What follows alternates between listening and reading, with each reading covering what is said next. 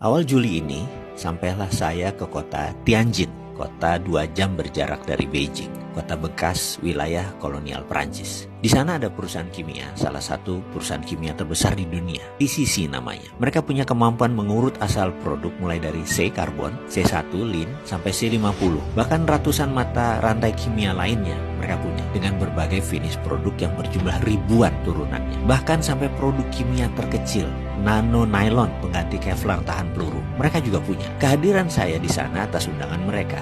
Diawali dengan sampel yang saya kirimkan 2 bulan sebelumnya. Kebetulan kami ada usaha milik keluarga, yaitu saya dan kakak saya di daerah Tapal Kuda, Jawa Timur. Usaha ini sudah 30 tahun lebih, di mana produknya kami kirim biasanya ke Eropa. Namun namanya usaha skala rumahan, ya kecil lah kapasitasnya. Ketika jadwal makan malam, di mana saya diatur untuk ketemu dengan tetua ahli kimia untuk berdiskusi lebih lanjut, saya seakan makan malam dengan maestro alkemi sesepuh seumuran Merlin.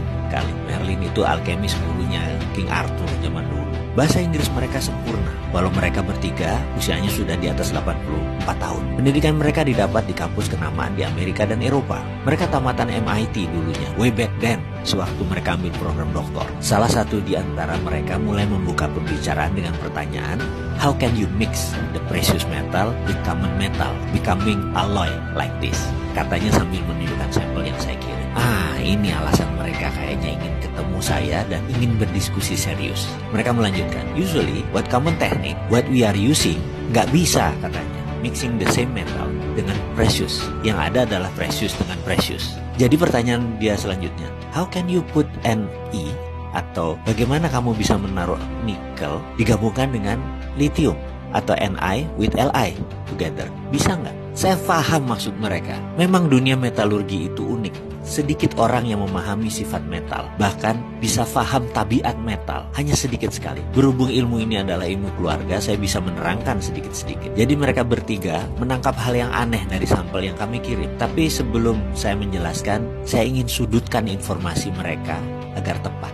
Saya tanya balik, what metal do you need? I will answer, what do you need? Not what you want to know. Is it okay with you? Jadi saya akan menjawab apa yang mereka butuhkan, bukan apa yang mereka ingin tahu. Jawaban mereka singkat, Li, lithium.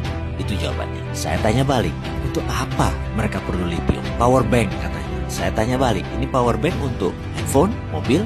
Dan dia jawab, enggak, no, this is for house, for drone and building. Mereka jawab. Asli saya terdiam, otak saya setengah kram. Makan malam Cina Muslim dengan Xi'an style, kambing muda yang lembut seakan tidak terkunyah jadinya. Saya bilang mohon penjelasan lebih lanjut. Hanya kalimat itu yang keluar dari mulut saya, yang dijelaskan dengan terjemahan singkat sebagai berikut. Bayangkan ada baterai yang bisa di-charge selagi listrik di rumah dipakai selama 4 jam. Lalu baterai tersebut akan dipakai selama 24 jam, seperti power bank-nya telepon. Jadi misalnya bayaran listrik kita yang biasanya 1 juta itu tinggal 20% atau tinggal 200.000 karena kita hanya memakai 1/5 daya listrik per harinya, di mana sisanya 4/5-nya akan menggunakan power bank tadi. Dan mereka menarget harganya tidak lebih 14 juta rupiah, itu pun dengan margin keuntungan di atas 40%. Siapa sih yang nggak bisa beli power bank yang bisa menghasilkan 5.000 kilowatt dengan harga 14 juta yang bisa mengirit 80% biaya listrik bulanan? Saya bukan kepikir masalah siapa yang akan beli power bank tersebut,